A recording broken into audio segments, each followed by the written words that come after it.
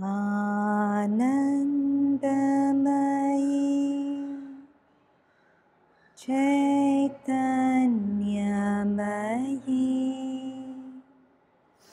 Satyamayi Parame Anandamayi Chaitanyamayi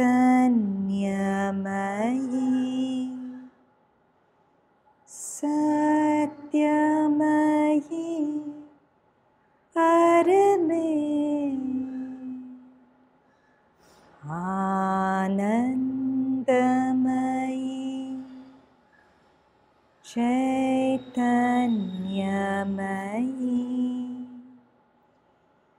Satyamayi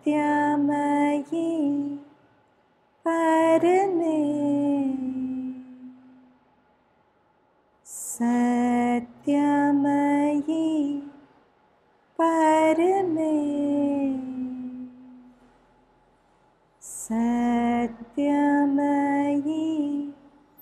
Parame Satyam Jnanam Satyam Jnanam Jyotir Aravinda Satyam Jnanam Satyam Jnanam Jyotir Aravinda Satyam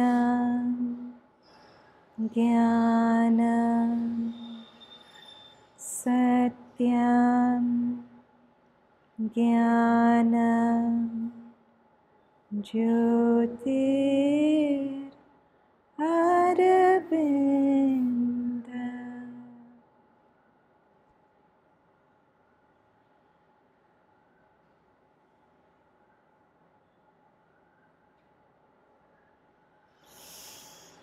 So all of us are conversant with the metaphor of the snake and the rope. It's a common metaphor. And this actually happened when I was taking a group of children to Pondicherry. They got into the bus and suddenly everyone started screaming. And they said, there's a rope, there's a rope, there's a snake, there's a snake. And I went and it was the strap of a bag which was dangling down. So it actually happens sometimes. Now this metaphor is for our lives. The snake is all the things that frighten us, that make us feel out of sorts, that the negative thinking in our head about this being wrong, that being wrong. And why is that always a snake? Sometimes it seems so real to us, no? But why am I saying that it's unconditionally the non-existent snake? Okay, so hold that. I'm going to tell you a story. I'm going to read it to you. It's in your PDF if you want to open it.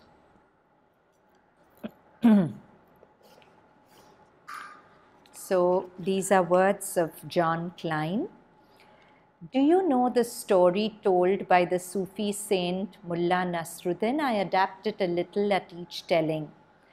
Mullah was crossing a street in his village when a man approached him saying, "Do you know that your wife is being unfaithful to you?" Mullah quickly replied, "That's impossible. My wife would never be unfaithful to me." The man answered, "I can prove it to you.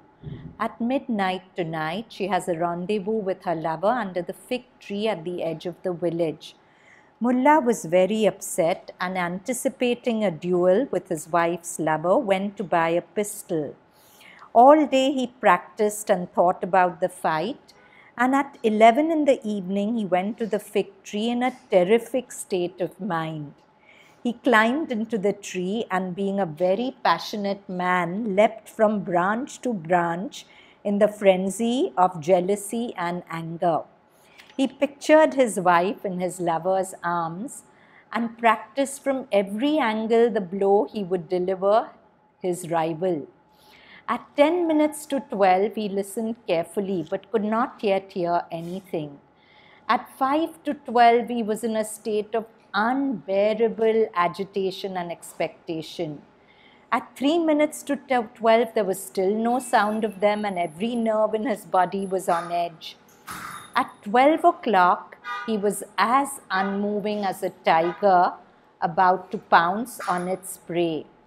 But still nothing happened under the tree. Then he was suddenly struck in all his being by a tremendous insight. What was the insight? I'm not married. So it sounds like a foolish story to us, but how is it true for us? Apply this to any kind of negative mind state you go through. How is it true for us? Storytelling we have in our mind. Yes. Hi Mihika, sit wherever. So we were just talking about a story of Mullah Nasruddin, who was told that his wife was cheating on him. So, and he was told, you'll catch her with her lover at 12 o'clock. And he goes and he's all worked up. Till 1 minute to 12, it suddenly struck him, but I'm not married. So what is this a metaphor for in our lives? What is the marriage metaphorically for us? Yeah, but okay, suppose you feel bad because you've heard that so-and-so has said bad things about you. And you feel there's an image like that in somebody's head or your head. But class after class we explore that the self-image I have of myself doesn't really exist. It's just a mental construct.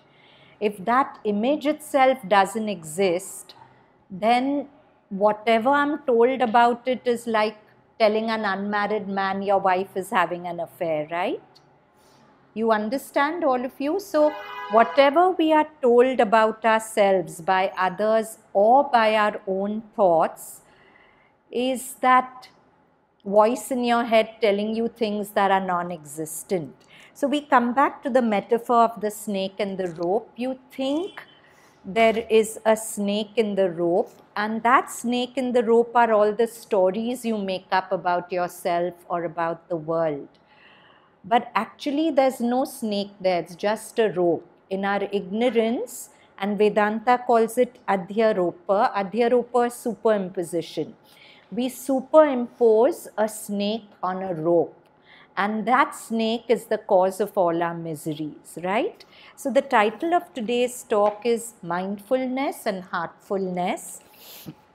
And very beautifully, I forget the author of this quote, but there was a quote that mindfulness helps you to understand the nature of the shadow, and heartfulness helps you to understand the nature of light. Beautiful, no? You need to be alert and attentive to see through the snake and see that it's a rope. See, sometimes I told you when I was taking a group of children to Pandi, they got into the bus and started screaming. This actually happened, snake, snake, snake. And it was just the strap of a bag hanging. Now, instead of shouting, if one of them had also been mindful and gone close to it, she would have seen there's no snake there. There's only a rope. So mindfulness is alertness that pays attention to a negative mind state till it reveals its truth.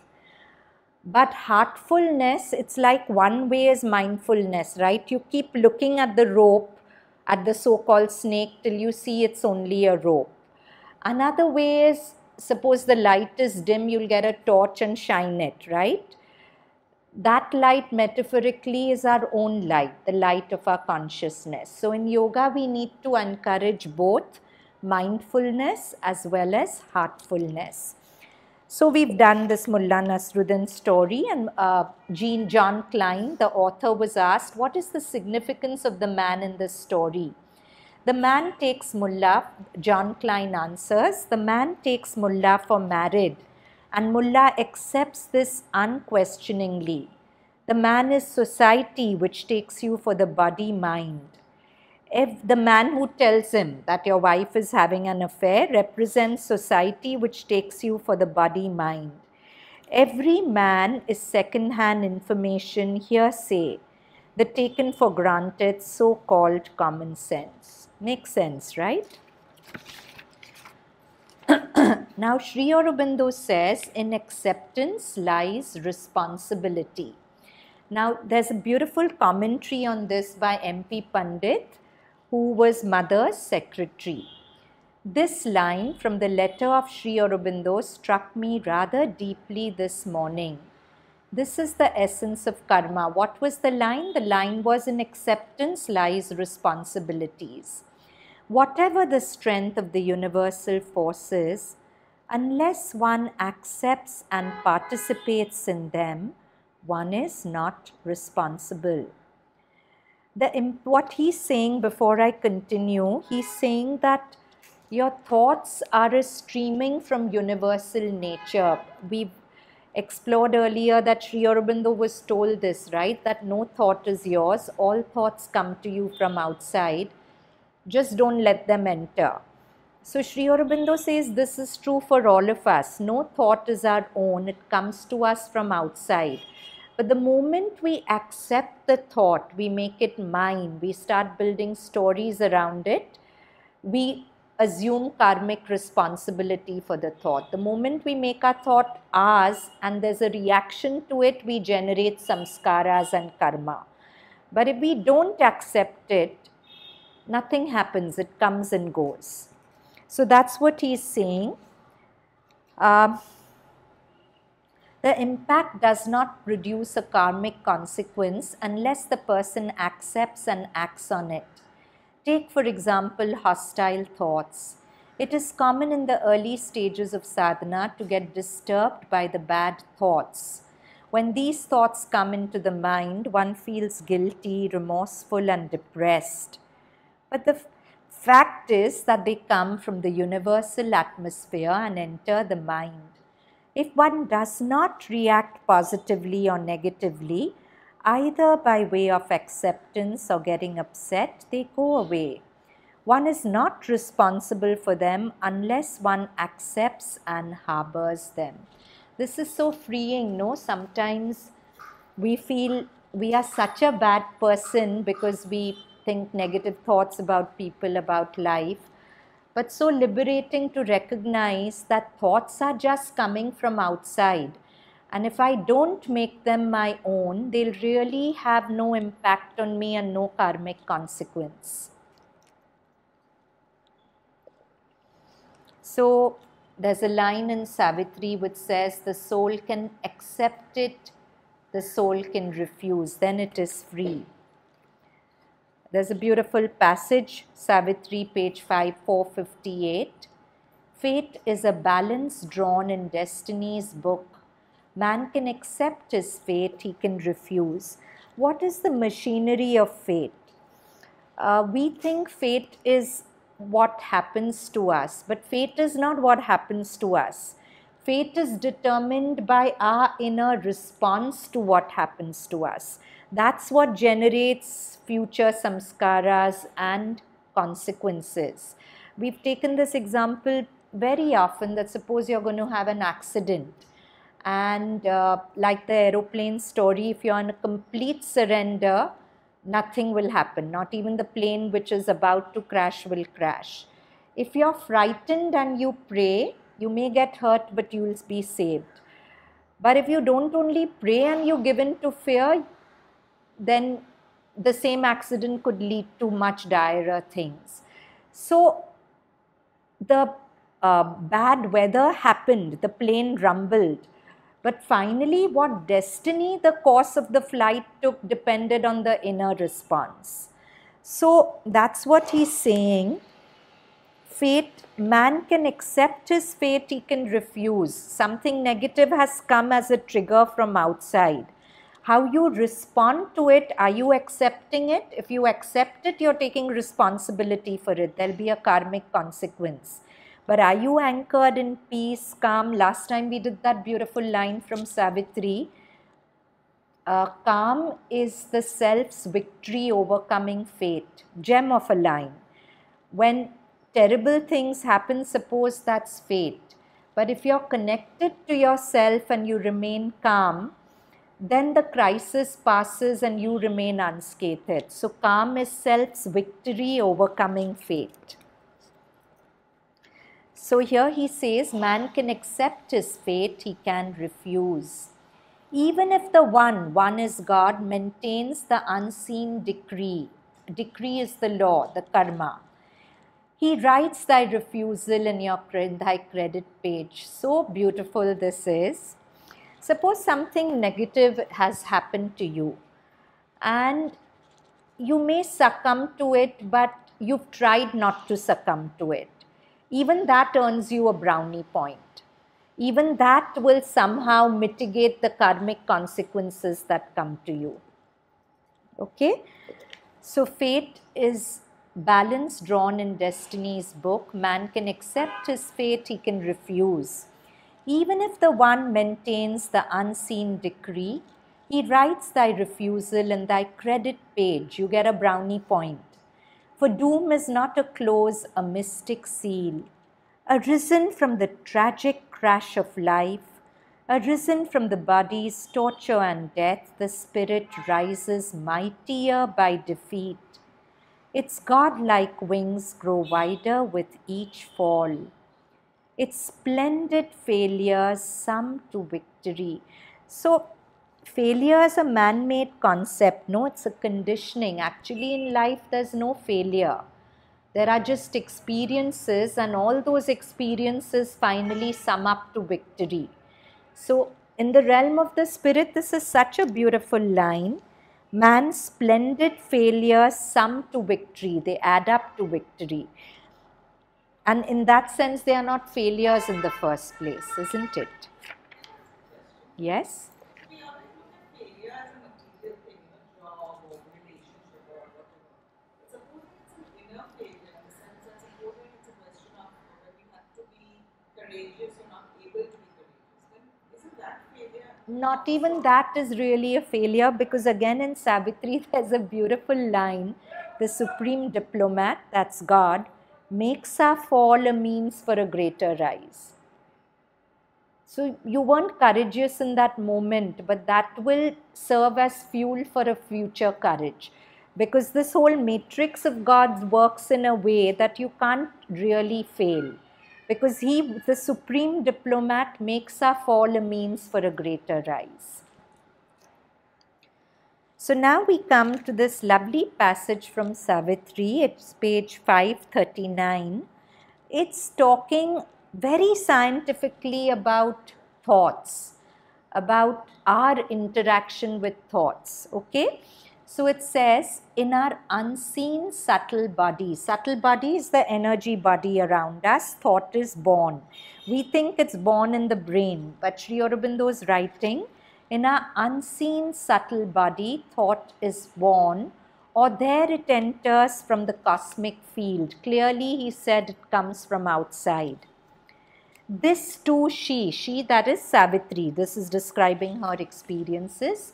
This too she saw, that all in outer mind is our surface mind, is made, not born, a product perishable. It's not born inside us, it's manufactured, forged in the body's factory by earth force.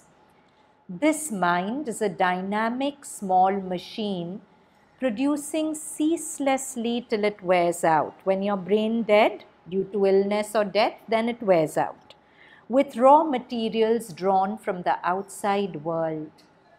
The pattern sketched out by an artist god. Often our thoughts are finished cosmic wares. Cosmic wares, like wares means goods which are sold, right? So these are goods, our thoughts are goods sold by the cosmos. So often our thoughts are finished cosmic wares, admitted by a silent office gate and passed through the subconscious galleries, then issued in time's mart as private make. For now they bear the living person's stamp. So it's beautiful how he's so beautifully described the birth of, Amy, you can come here if you like. So beautifully he's described the birth of thoughts in us. He's saying they are coming to us from the outside. They are going through our subconscious depending on the frequencies of the subconscious. And then they are arising in us as our thought. We give it, it's given a special flavor where we think it's my thought. Then issued in time's mart as private make. For now they bear the living person's stamp. A trick, a special hue claims them his own. All else is nature's craft, and this too hers. Our tasks are given, we are but instruments. Nothing is all our own that we create. The power that acts in us is not our force.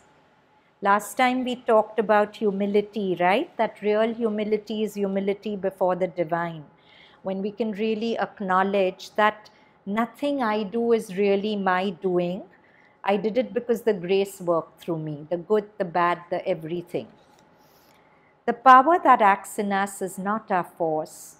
The genius too receives from some high fount, concealed in supernal secrecy, the work that gives him an immortal name. So, Sri Aurobindo tells us every work of genius actually exists in another dimension. And the artist or genius is just receptive and channels it down. So, Mona Lisa already existed in another plane. And the artist was just receptive and channeled it down.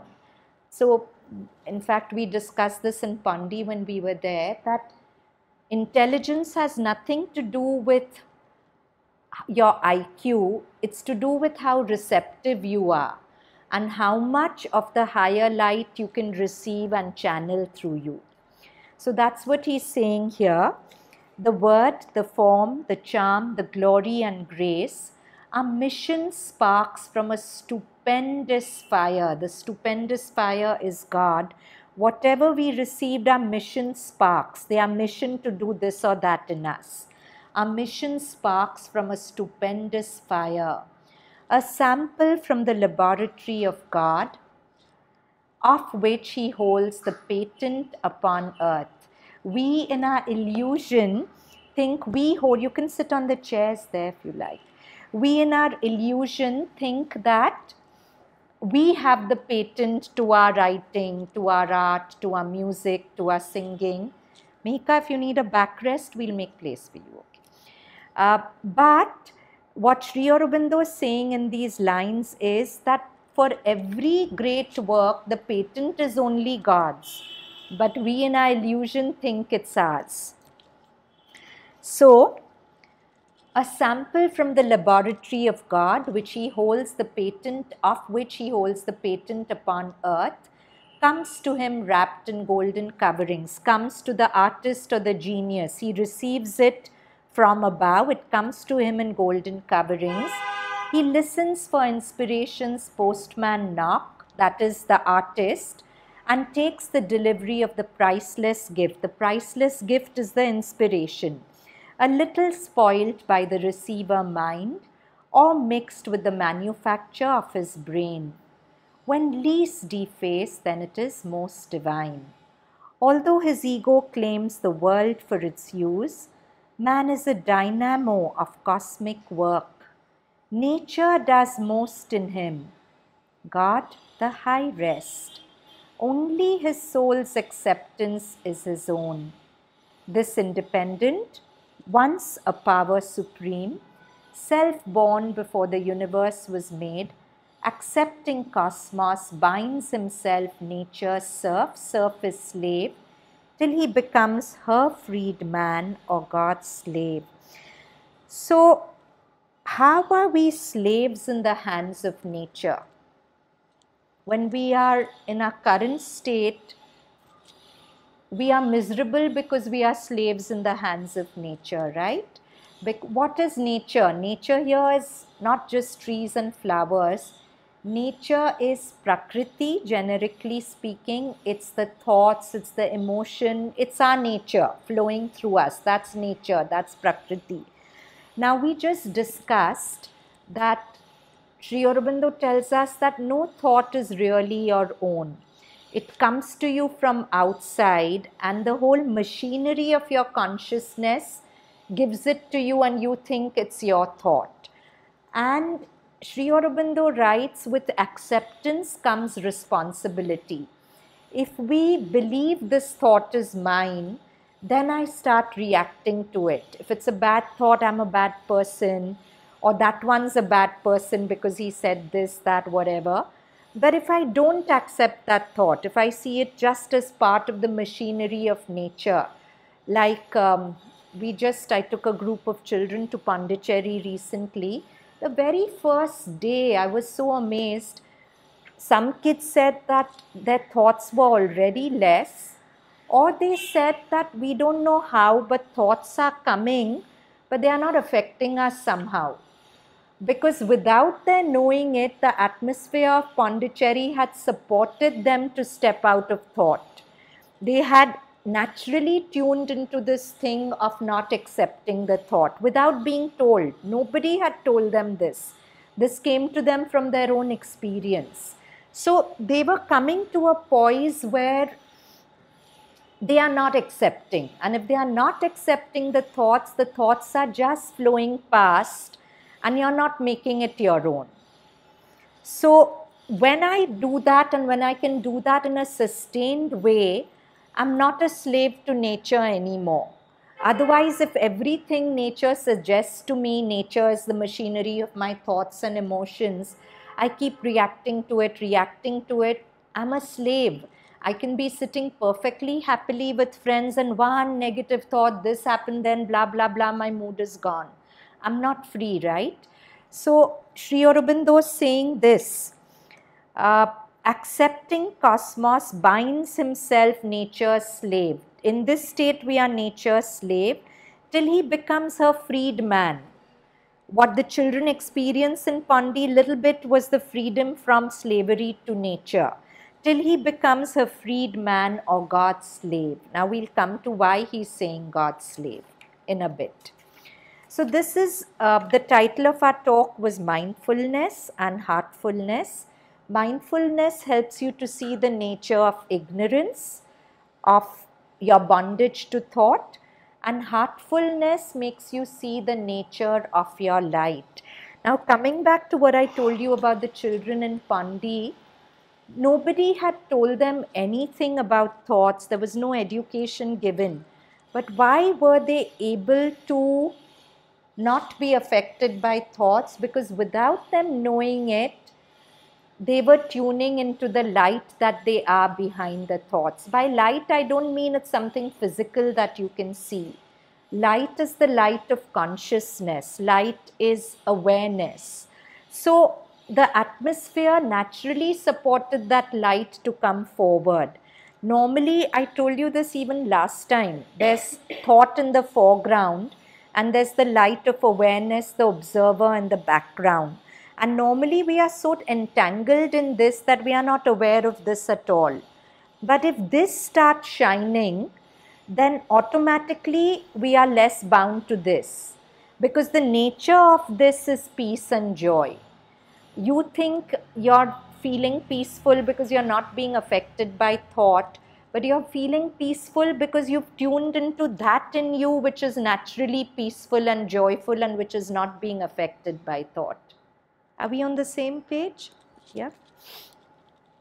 So the first part was mindfulness, seeing the nature of the shadow. And now we come to heartfulness, seeing the nature of light. And in yoga we need both mindfulness and heartfulness. So Sri Aurobindo's words, Life Divine. Life Divine is another brilliant work of his along with Savitri, Mihika.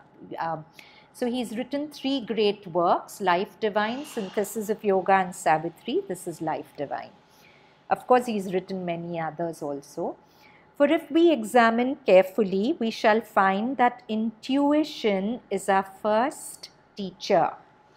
Intuition always stands veiled behind our mental operation. Now, intuition, the birthplace of it is the light behind, the awareness that you are. So, intuition always stands veiled behind our mental operations. Intuition brings to man those brilliant messages from the unknown, which are the beginning of his higher knowledge. Reason only comes in afterwards to see what profit it can have. So, in a flash of intuition, I know something and then I'll reason it out. But reason is second. First, it comes in a flash as intuition. Intuition gives us the idea that something behind and beyond all that we know and seem to be, which pursues man always in contradiction of his lower reason. So read this, listen to this sentence carefully. Intuition gives us the idea of something behind and beyond. So sensing this awareness behind, we can't do it with reason. It comes from intuition. See, what I'm telling you also, it won't make too much sense to your rational mind, no? But something in you will intuit that, yeah, I know this. I can't explain it logically, but I know this is true. Because that's the intuition in you which is standing behind. Intuition gives us that idea of something behind and beyond all that we know and seem to be, which pursues man always in contradiction of his lower reason, and all his normal experience impels him to formulate that formless perception in the more positive ideas of God, immortality, heaven and the rest, by which we strive to express it to the mind. What intuition tells us of is not so much existence as the existent. What's the difference between existence and the existent? Who's the existent? Who is the existent? You can sit here, seat is ready for you. Who is the existent? Come on. Okay, Avinash, tell us, I'm reading this sentence. Intuition tells us what intuition tells us of is not so much of existence as of the existent. Who is the existent? And who is existence then? God is existence. You're saying the opposite. So existence is cosmos. It's existence. But who exists in the cosmos is the existent. So God is the existent. How? Existence is like Brahman, right? No, read this. You've come late. I'm reading the sentence to you again. It's a chapter on intuition. I asked you because you love Life Divine. You might have read this. What intuition tells us of is not so much existence. It doesn't tell us of existence as the existent. So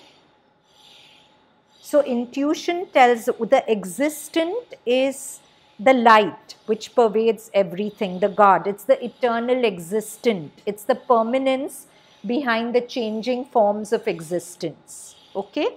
So intuition tells us not so much of existence as the existent, for it proceeds from that one point of light in us which gives it its advantage, that sometimes opened door in our own self-awareness. Ancient Vedanta sees this message of the intuition and formulated in the three great declarations of the Upanishads. I am He, Aham Brahmasmi, Dhavad that, Tattvam Asi. All this is the Brahman, Sarvam Khalvidam Brahma. This self is Brahma. I am Atma Brahma. So these Mahavakyas of Vedanta The Vedic rishis, they intuited it. Nobody told them this. When they sat with themselves, they intuited that I am not this, I am Brahma, that one essence, that one light which is everything. You are not that, that Tvamasi. You are not this form, you are the Brahma. And everything is Brahma. Sarvam Khalvidamam Brahma. So you can't think these things out and they won't even make sense to your logical mind. But you have an intuition, which is a faculty of the awareness space behind thought, and that will intuit the truth of this. But our intuition is not intuiting that, right? But if you're, Or we see, don't have intuition. no, of course you have. See, Avinash, if this, every class we more or less talk about this. You've been coming for 6 years, 7 years. If you didn't somewhere little bit agree and endorse this, why would you come? Or why would you read Life Divine? The whole of Life Divine is about this. Something in you is saying yes to it. And that is the intuition in you. Otherwise, it's rubbish to your thinking mind. The very fact that you feel called to read Life Divine, it's your intuition which is pulling you to read it. Otherwise, it's jargon for you. If it makes sense to you, it's not making sense to your rational mind. It's making sense to your intuitive mind.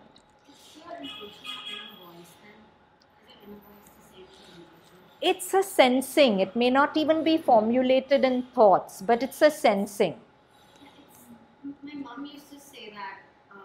She used to say that we all have this inner voice. It's this little bit of this feeling somewhere. It might be very small, very soft, but somewhere we know what to do. There is something that Yes. tells you what to do. But that speaks when your outer mind is quiet. Intuition is suppressed by the noise of your thoughts. So there's again that beautiful line, we keep coming back to it in Savitri, this line from Savitri: in the mind's silence, the transcendent acts, and the hushed heart hears the unuttered word. The unuttered word is intuition. It's not even uttered. It's a feeling sometimes. But only the hushed heart hears it. Is it the same as your gut? Maybe, may not be. The gut feeling may come from the vital also. Intuition will always come from the psychic. So that was Life Divine. Then we go ahead.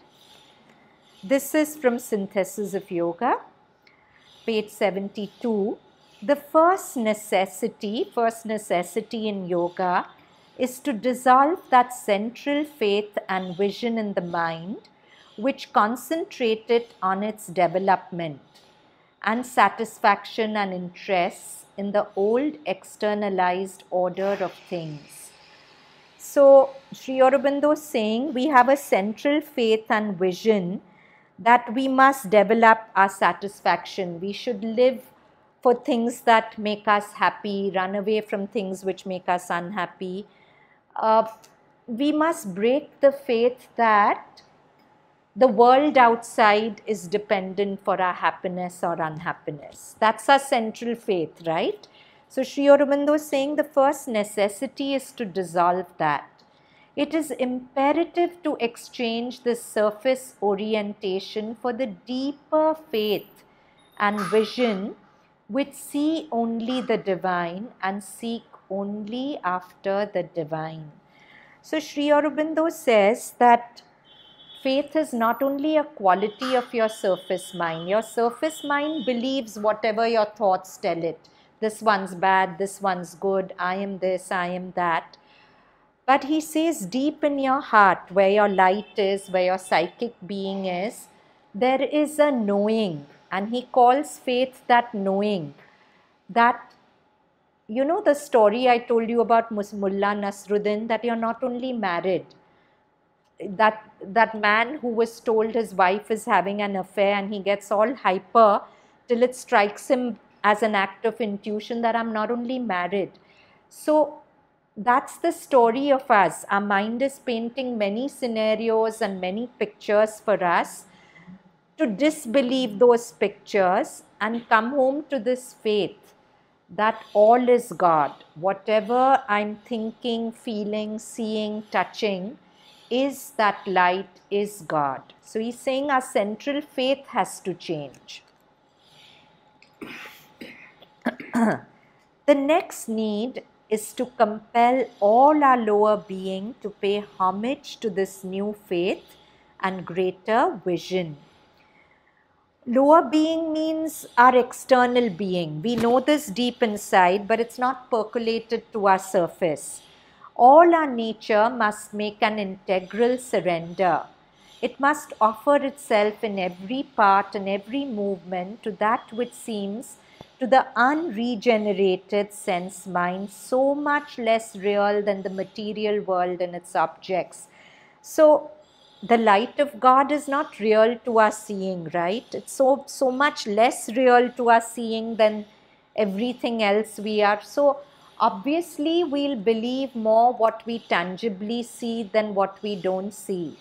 But Sri Aurobindo is asking us to step back into this intuitive knowing so much that we start believing in what's not visible to our eyes more than what's obviously visible. So we know Ramakrishna and Vivekananda. Vivekananda as a young boy was a great seeker, and he didn't as yet believe in God or not believe. But any sage he would meet, the first question he would ask, "Sir, have you seen God?"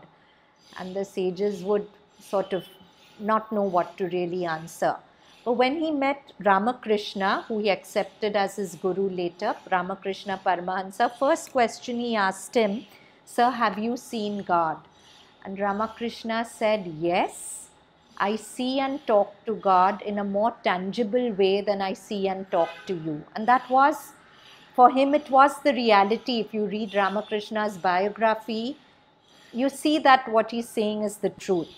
So a sage has that vision. We have to develop that vision. So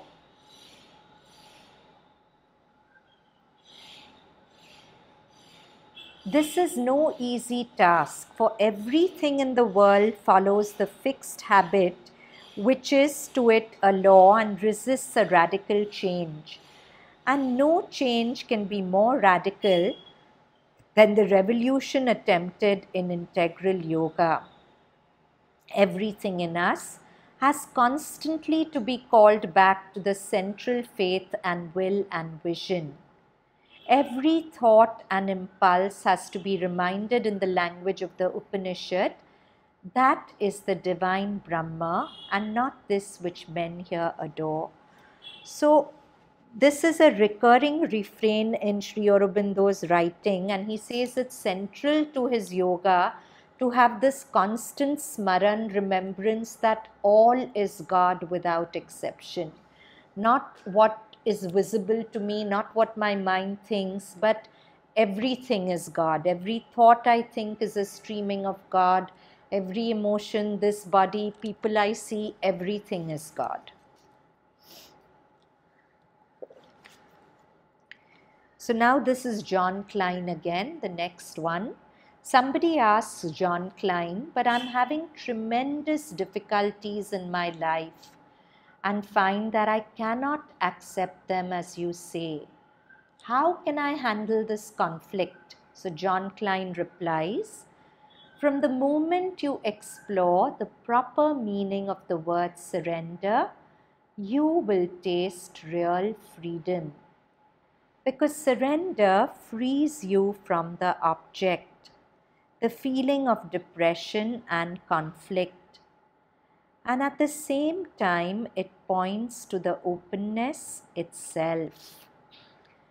That is the essence of surrender and is your real nature." So, you know, this awareness space behind thought, in Sufism, of course in Vedanta it's called the Sakshi, but in Sufism it's called the Shaheed. You know who a Shaheed is? The martyr. Not martyr in any other sense, but Sufism so intuitively recognizes that this witness is in a constant state of surrender. It fights nothing, it argues with nothing, it simply watches. And what is in the Gita, there's a very beautiful shloka, Shraddha Mayoham Purusha. This Purusha, this awareness, in different traditions, it's called Purusha, it's called awareness, Sakshi, Shaheed. So the very fabric of this awareness is faith. What is faith? This knowing that all is God. So because it knows all it's God, it doesn't argue with appearances. It just watches them, saying that God has created this apparent mess. Why? Because it knows, as Sri Aurobindo says, God is so powerful that he can choose to be weak when it suits his purposes. He can choose to be whatever if it's serving the purposes of evolution. So the Shaheed never argues. The Shaheed just witnesses, watches, is aware. So, that's what John Klein is indicating. That is the essence of surrender and is your real nature. Surrender calls for a true recognition of facts, facing them squarely. You must accept and welcome them in a scientific way without reaction and judgment. We gave this example also last week, right? If I'm poised as the Shaheed and a waiter brings me cold soup, I'll just call him, say the soup is cold, and the waiter will bring me warm soup. But if I'm identified with my ego and I'm a reactive person, a narrative here will say I'm always treated badly, nobody treats me right. I'll shout at the waiter, how dare you give me cold soup, you're like this, you don't treat me right. So I'm not seeing facts scientifically. I'm coming from reaction rather than pure seeing. So that's what John Klein is saying. Accepting is not a sacrifice nor a process of will. In the openness that is inherent in our nature, there is no one who accepts. So there is, in Mullah Nasruddin's story, there's no married man. Remember, he's getting hyper about his wife cheating on him, but there is no married man. That married man is your ego, which is always feeling the different metaphorical wives are cheating on us or are letting us down. But, this is John Klein's story. We did it at the beginning before you came. It's there in the PDF, you can read it. So acceptance or surrender is thus accepting in the openness that is inherent in our nature. There is no one who accepts. So in the man who's quiet, there is no me who's treated badly. He's just seeing facts, the soup is cold and he's taking action. But the moment there's an ego or me who's this or that, there will be reaction.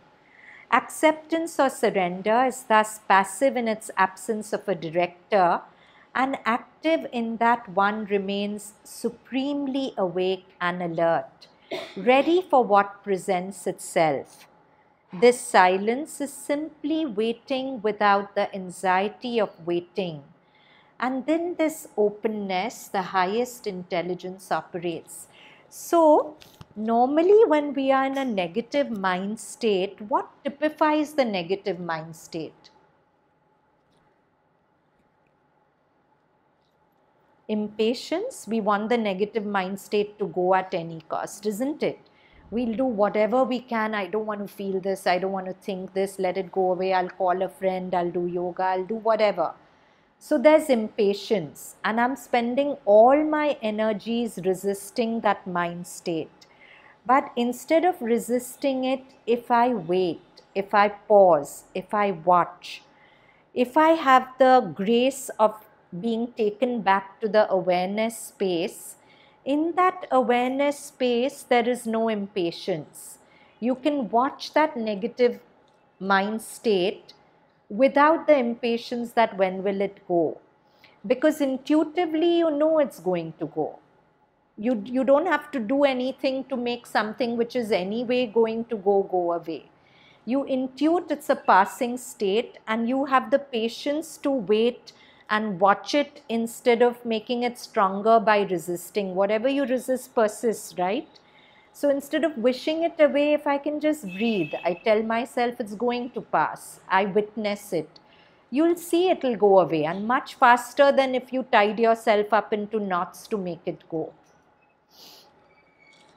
So, acceptance or surrender is thus passive in its absence of a director. Means there's no I, there's no married man who's getting agitated, there's no director. And active in that one remains supremely awake and alert. So passive because it's peaceful and calm, and active because you're very vigilant, you're attentive, you're just attention, ready for what presents itself. This silence is simply waiting without the anxiety of waiting. And in this openness, the highest intelligence operates.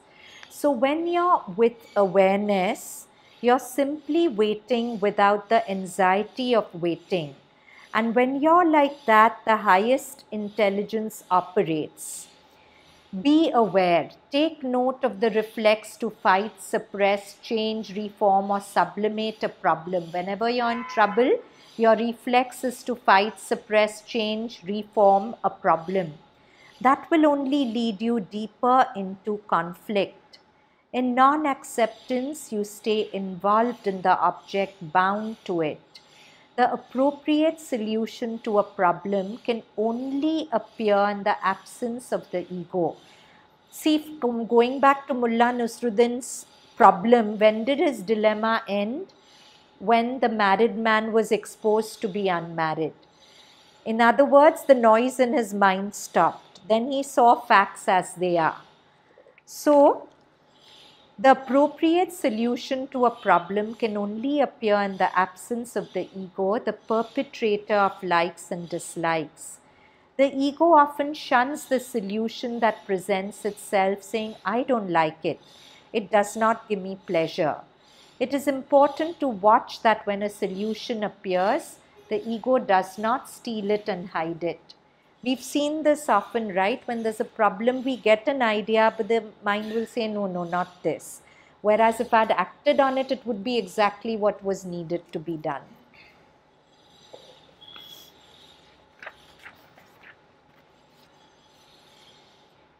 John Klein further, in taking the emphasis off the problem and putting it on acceptance, you will find that the pressure dissolves and calm and relaxation comes into you. What does this mean? Taking emphasis off the problem and putting it on acceptance. It's not a mental acceptance that I've heard at satsangs that I should accept. So come, let me accept, and I'm gritting my teeth and saying accept, accept, accept. It's not going to work. It's not that. It's about again falling back into that awareness space. Because you can't accept one thought with another thought that I accept, right? You can accept a negative thought only by going back to the awareness space behind the thought.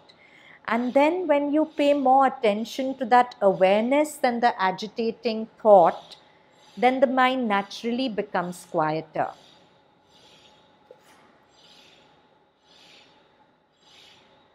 Every problem has its solution, and this is without exception. A problem is never the lack of a solution, it's only the lack of an idea. And that idea will come to you when you're quiet. It won't come to you when you're agitated and overthinking, because you haven't thought of that idea necessarily with your intellect. You were just quiet and receptive and the idea pops in. So every problem has its solution, even though the mind and its memory cannot fully comprehend the problem or the solution. In surrendering to the problem, you are open to the known. You know all the ABCD about the problem and the unknown. You don't know some facts of the problem, which when you're quiet, you'll know by intuition. In the problematic situation, an understanding operates freshly. In silent surrender, there is bliss and prayer without request or demands. So very often we say, I have a problem, but I'm surrendering it. But what is the nature of my surrender? It's got demand. You better do this. Please do this. I'm hassled till you do this. So that's not really surrender. So in surrendering the problem, you're open to the known and the unknown in the problematic situation, and understanding operates freshly. In silent surrender, there is bliss and prayer. There's calm and joy without request, agitation, or demand. There is no doer, experiencer, lover, or beloved. There is only a divine current. You see that the very act of welcoming is itself the solution to the problem. And the action which follows your comprehension is very straightforward. When you become familiar with the act of surrender, truth will solicit you unsought. So, what? Truth will solicit, truth will court you, truth will follow you. If you are in this state of surrender, you don't have to run to find the truth. Truth will come to you. It will solicit you unsought. Okay, so let's just do a little practice. Sit quietly. And the seat of intuition is above the mind. So just touch the top of your head with your fingers, the fontanelle, press it a little, then release it, and just continue to feel the impression. And feeling the impression, go a little higher, the space above the head, and just focus over there. Soften the top of your head as if it's a flower opening to the sun overhead. Don't try to pull, give yourself to this overhead sun. Just open. Now, try to witness your thoughts seated over the head. So when a thought comes, remember what we've been discussing. If I don't accept the thought as me, mine, if I constantly hold the vigil of this is coming from universal nature, it will come and go unless I identify with it. So you just hold that poise over the head, and from over the head step back and witness.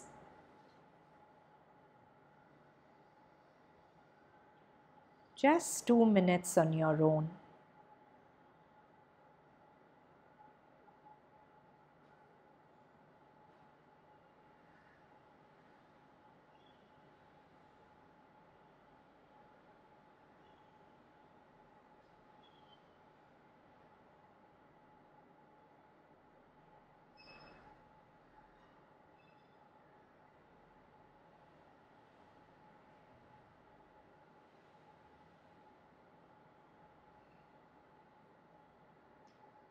Do you feel some kind of pressure or sensation over the head? Just be aware of it.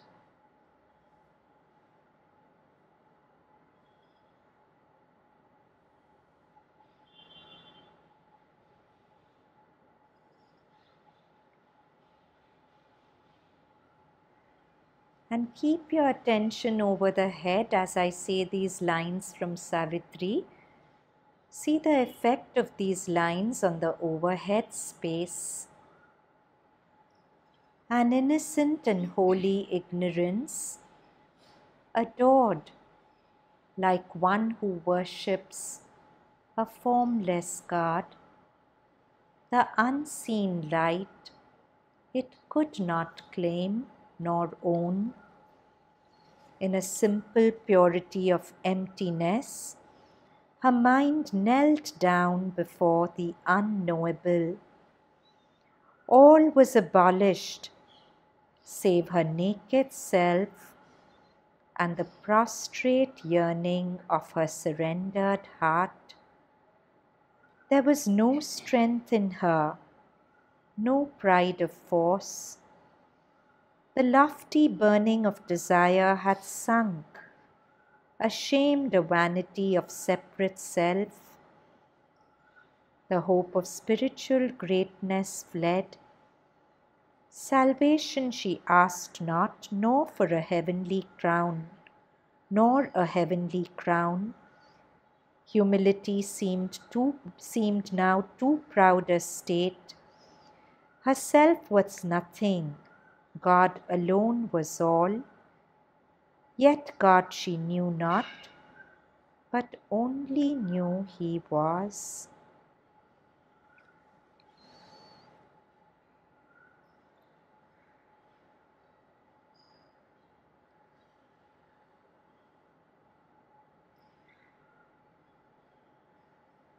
And slowly open your eyes. So did you get a glimpse of this witnessing? A glimpse of the fact that you're not the thoughts? Practice it. I mean, it's our truth. At some point you'll see it. Yeah? So now this passage. This is a passage from where Savitri is just going to discover her soul. She's on the brink of it. She's just going to discover the light that she is. So it's saying, onward she passed, seeking the soul's mystic cave. At first she stepped into a night of God. Night of God is, when we are very mindful and we've seen the nature of the shadow, we see that nothing really is what it's appearing to be. And then nothing makes sense. I'm in a limbo because I haven't discovered the light that it is, but I haven't seen it. It doesn't make sense. The sense that the world is making to me now just stops making sense. So that's called the night of the soul.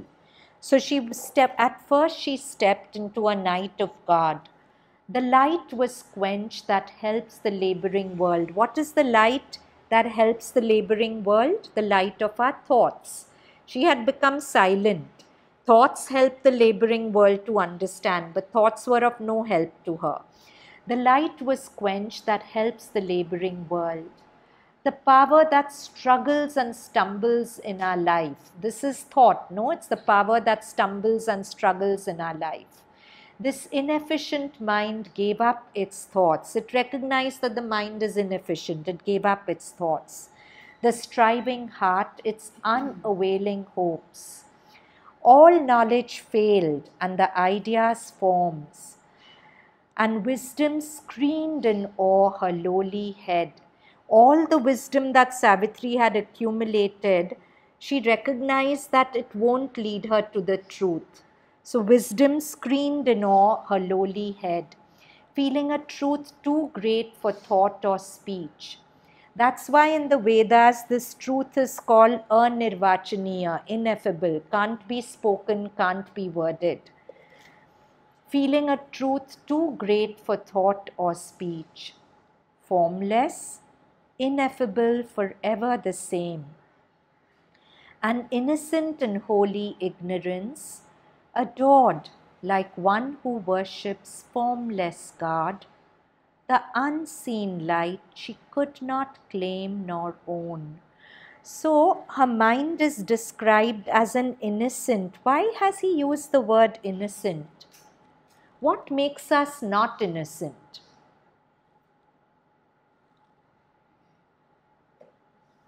Awareness again. Yeah, but what makes us not innocent? Sense of I, which is constantly judging, right? You're asking for its own benefits, and whatever you perceive, the I will judge. It's happening so automatically. So Karen Miller says, no, everything you perceive is your salvation, that is until you judge it. Then paradise is lost. You understand the impact of these beautiful words? Everything you perceive is your salvation, it's God. That is until you judge it, then paradise is lost. Right? So what makes us not innocent is this constant judging in our head. Now in Savitri's case, the judgment, there was no thought. So how can there be a judgment? So she's come back to innocence. She's come back to, and it's a holy, an innocent and holy ignorance. Now Savitri, if you read the chapters before this canto on the soul, she has achieved great spiritual achievements. But all those achievements tell her that it's not going to help me to know the self. So she's feeling she's in a completely ignorant state, that unless the truth reveals itself to her, she has no faculty by which she can seize the truth. So she's in the, I love this phrase, an innocent and holy ignorance. That's not the kind of ignorance we live with. Her ignorance of I know nothing until you reveal it to me is a holy ignorance. So, an innocent and holy ignorance, adored like one who worships formless God. Now, if her mind is blank, she has no thought, no image. God is no form for her, because image is also a form. An innocent and holy ignorance, adored like one who worships formless God, the unseen light. It's a light she cannot see, she just intuits it. She could not claim nor own.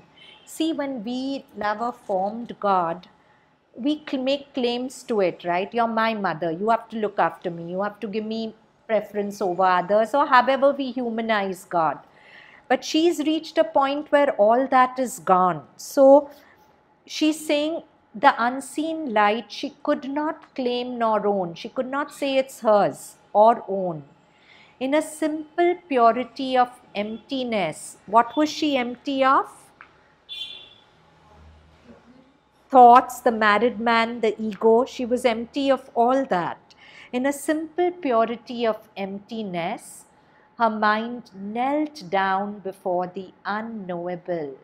So this is typical of the Upanishad. Upanishad, if you go to its meaning, it means sitting near or sitting at the feet of. Because the Upanishads are written in such a way that only when the mind falls silent and sits at the feet of the Guru in the heart, its teachings are intuited. So Upanishad is sitting near or sitting at the feet of. So that she was in that state where she is ready to learn the Upanishad from within.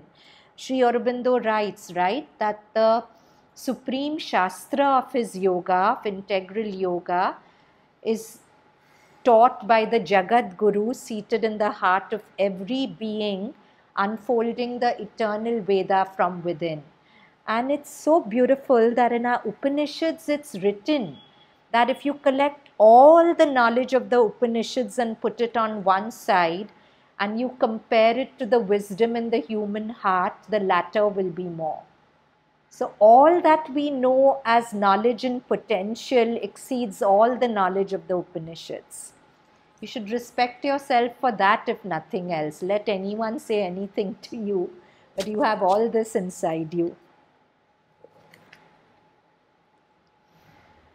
An innocent and holy ignorance, adored like one who worships formless God, the unseen light she could not claim nor own. In a simple purity of emptiness, her mind knelt down before the unknowable. All was abolished save her naked self. Her naked self perhaps is just awareness, uncloaked by thoughts and emotions, and the prostrate yearning of her surrendered heart. There was no strength in her, no pride of force. The lofty burning of desire had sunk, ashamed of vanity of a separate self. She felt so empty that to desire you have to feel separate from the source, right? I can only want something when I'm separate from it. But she felt so empty that to want anything felt like a vanity. A vanity of, to feel she was separate felt like a vanity. See, last class we did that in order to be receptive, one of the, mother says 2 qualities are necessary for receptivity. What are they? Does anyone remember? Sincerity and humility.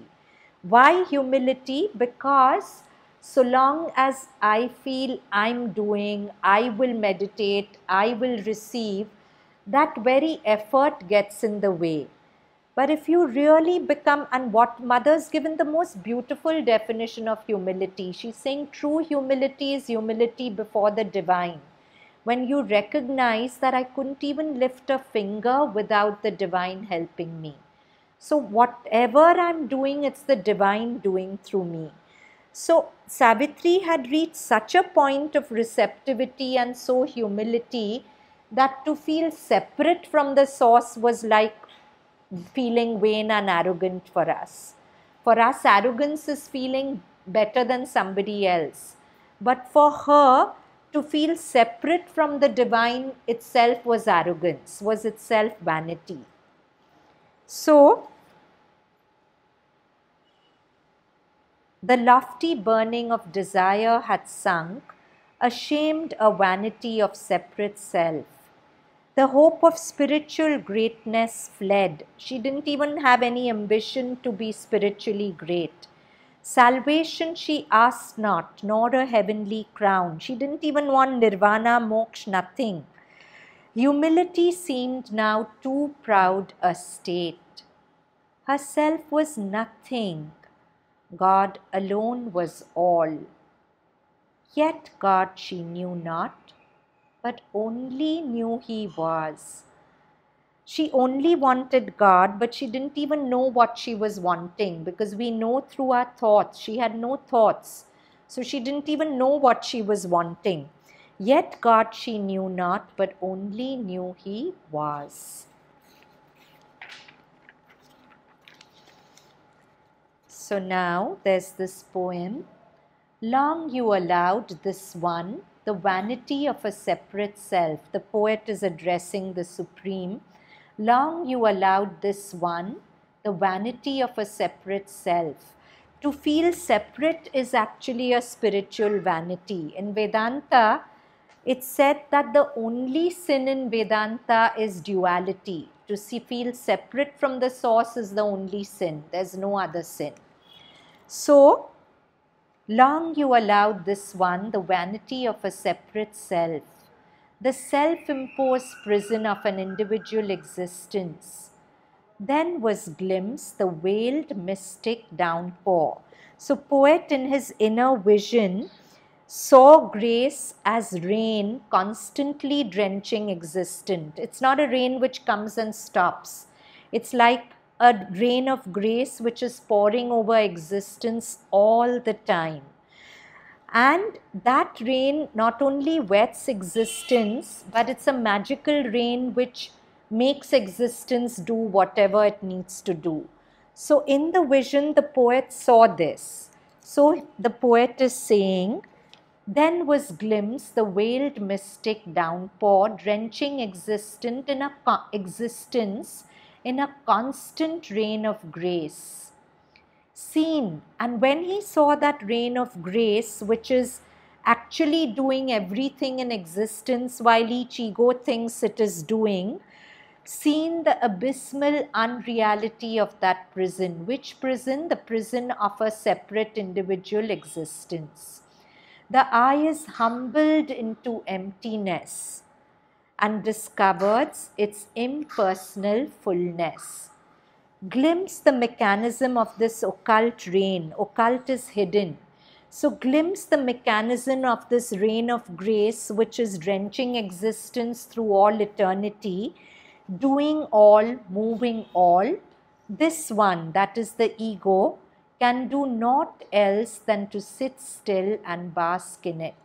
So the poet experienced a moment of intuition where the poet was perhaps bound up in the ego, and then suddenly saw that there is this constant rain of grace drenching all existence, doing everything, moving everything.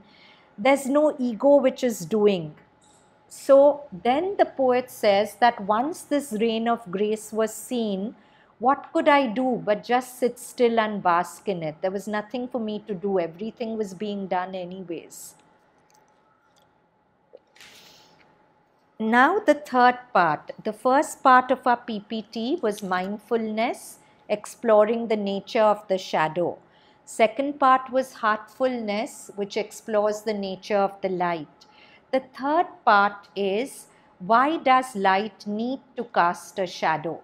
We explore that. If we are the light, why do we go through all the miseries of ignorance? Why the shadow? So in Life Divine, Sri Aurobindo writes, the power was known to the Vedic seers by the name of Maya. Maya meant for them the power of infinite consciousness to contain itself and measure out, that is to say, form, name and shape out of the vast, illimitable truth of infinite existence. Greek and Latin, let's make it English. What Sri Aurobindo is saying is, Maya is not illusion, as most philosophies of Vedanta will say. He's saying Maya is a potential God has, the infinite has, to appear small and finite. Yeah? So the capacity the infinite has to appear finite and to forget its infinity in the finite form, that is Maya. I'll repeat. Maya is the capacity the infinite has to appear finite and to forget his infinity in the finite form. That is Maya. Yeah? Yes? Huh? That is us. So we are the infinite, but because of the Maya of the infinite, we've forgotten that we are the infinite. It is Maya, that static truth of essential being, becomes the ordered truth of active being. Then we come to this writing.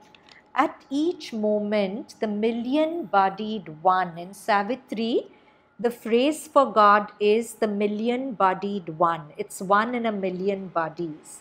So at each moment, the million-bodied one manufactures the million bodies it inhabits along with the myriad thoughts flowing through. So that rain of grace, which is manufacturing the million bodies and manufacturing the thoughts that are going through each of the million bodies. The million-bodied one is the one consciousness that perceives its own manufacture of thoughts and body sensations, justifying Rumi's words, no I, E-Y-E-I, but his as ever looked upon the universe. What does this mean? I'm reading the sentence again. Try and understand. The million-bodied one is the one consciousness that perceives its own manufacture of thoughts and body sensations. I think that I am seeing my thoughts, my body sensations, but there is no married man, there is no me. So actually it's the awareness behind which is registering my thoughts and body sensations. Clear? And that awareness is the same in everyone. So Rumi says, no I but his has ever looked on the universe. Because behind my eyes also it's him who's looking. It's him who's looking at my thoughts and emotions. And it's that same one who's perceiving every thought and emotion. So the million-bodied one is the one consciousness that perceives its own manufacture of thoughts and body sensations, justifying Rumi's words, no I but his has ever looked upon the universe. Maya meant for them, the Vedic seers, the power of infinite consciousness to contain in itself and measure out, name and shape of the vast, illimitable truth of infinite existence. This Maya is the capacity of this infinite one to perceive himself as a limited individual. So, hear this sentence carefully. Maya is the capacity of the infinite one to perceive himself as a limited individual.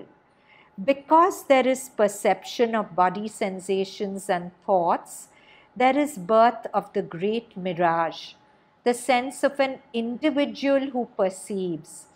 Do you understand? This is quite an eye-opener. Sri Aurobindo is saying there's no Isha sitting there. Apply it to yourself. There's no Agam sitting there. There's no Ashumi sitting there. It's the million-bodied one who has used his Maya, his capacity, to convince himself that there's Isha there and there's not the infinite.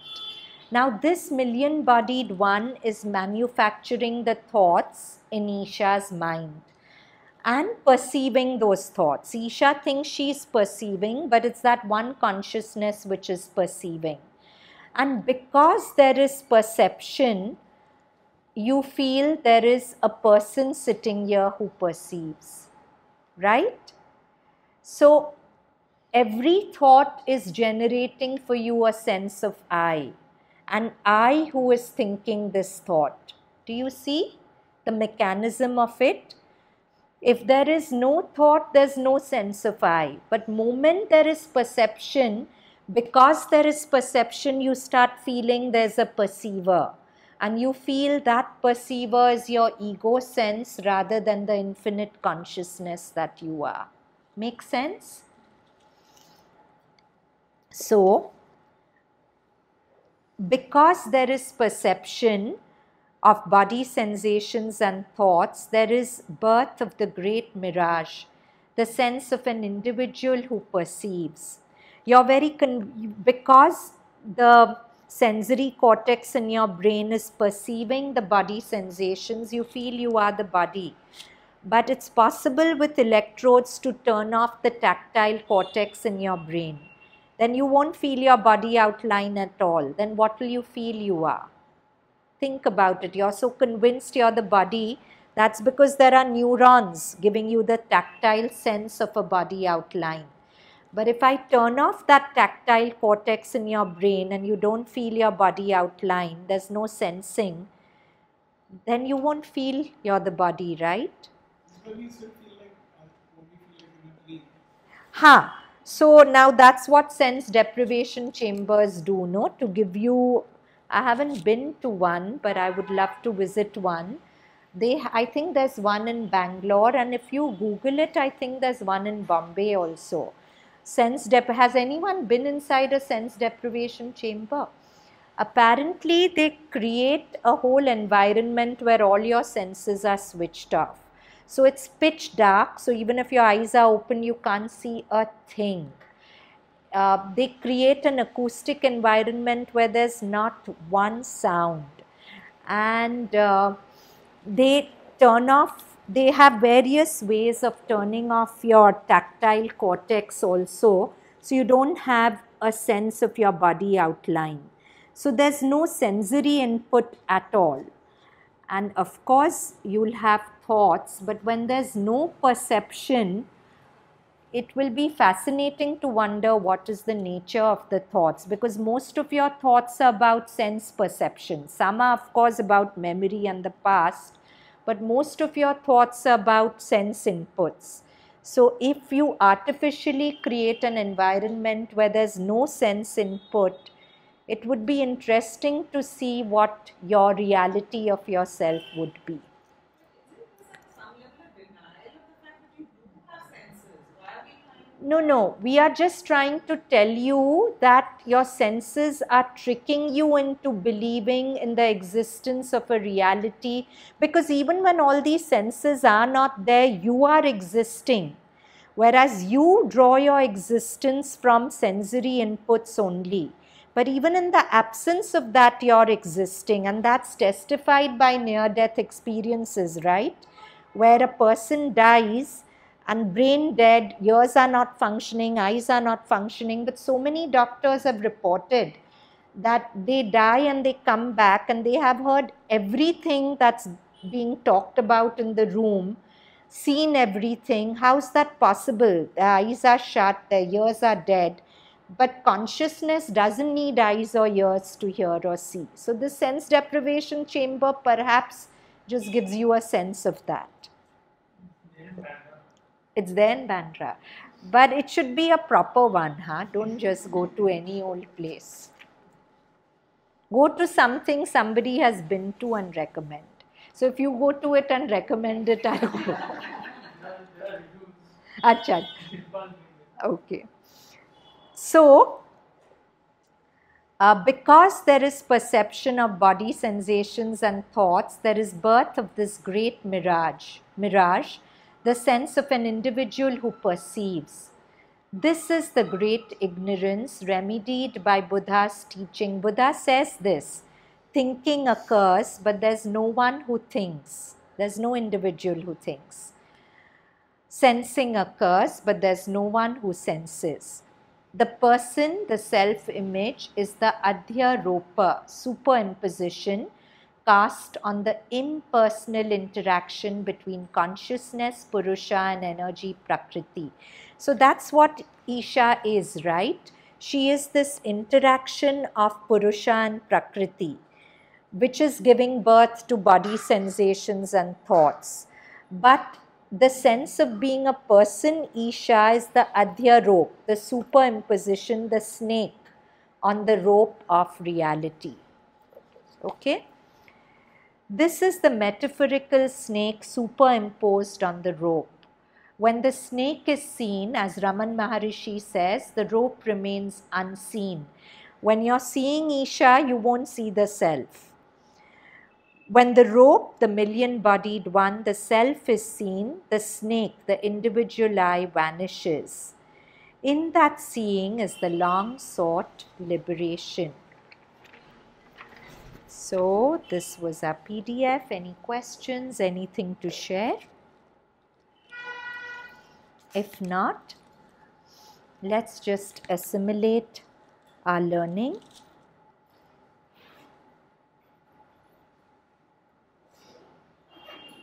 The title of our talk today was Mindfulness and Heartfulness.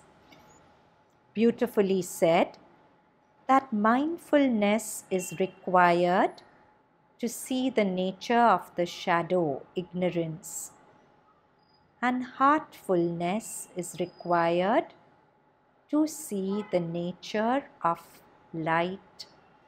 And in yoga, both are required. Practices of mindfulness along with practices of mindfulness, of heartfulness. So if we recollect the story of Mullah Nasruddin, who was told by a man that his wife was having an affair, and she meets her lover every day at 12 o'clock near a fig tree. In a total frenzy, Mullah Nasruddin's waiting to catch the lover. He works himself up into a frenzy. And at just 1 minute to 12, he suddenly realizes, I'm not married. So how can my wife cheat on me? The story seems funny, but all of us become Mullah Nasruddin when we create all those narratives in our head which make us unhappy. Because all those narratives are about us, our individual self. But just the way Mullah Nasruddin wasn't married, this self-image, this I, doesn't really exist except as a mental construct. And when we have the grace, the mindfulness, the heartfulness to see this, all our suffering vanishes.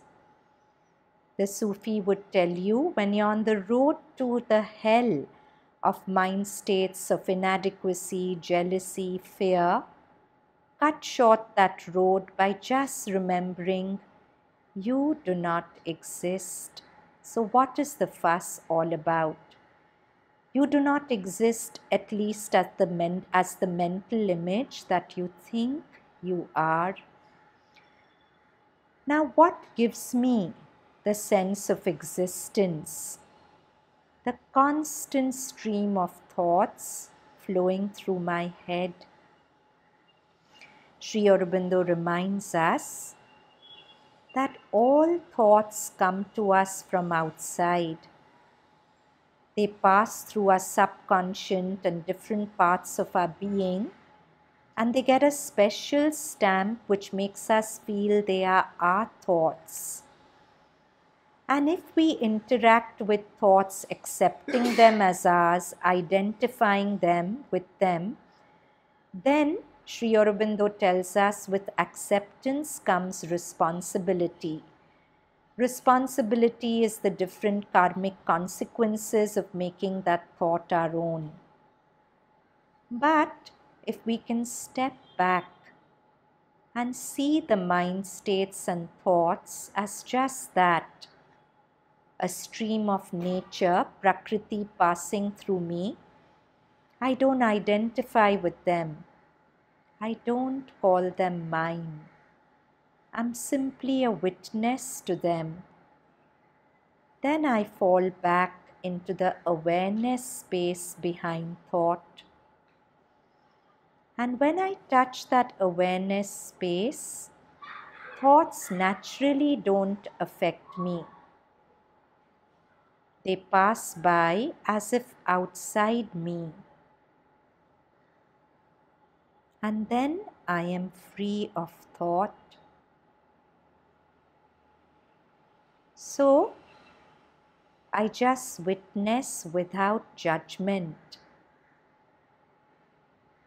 What makes me lose my innocence is the constant judging of perception. Karen Miller so beautifully says, everything you perceive is your salvation. It is a realm of God. That is until you judge it. Then paradise is lost. So when we step back into awareness, which is free of judgment, that awareness is described by Sri Aurobindo as an innocent and holy ignorance. It doesn't pretend to know something enough to judge it. Because unless we know everything about something since the beginning of time, we never know enough to judge it. So when we are in the stance of awareness, we are poised in this innocent and holy ignorance. And these beautiful lines from Savitri come alive.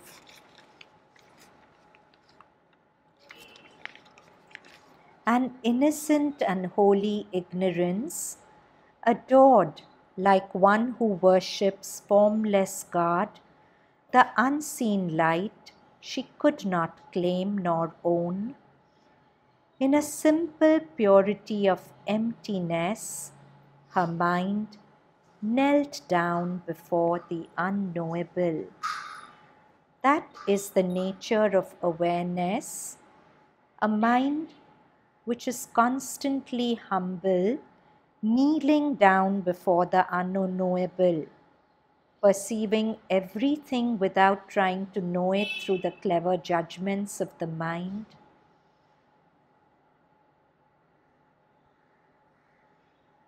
So see if you can bring this into your life through the week, watching thoughts without making them your own, and giving up the tendency to judge anything through thoughts, because you constantly remember that with your limited mind, you don't know enough about what you're perceiving to judge it accurately. So to just watch without judgment, and paradise is in plain sight. Hands in a namaste at the heart. Let's end with 3 Oms.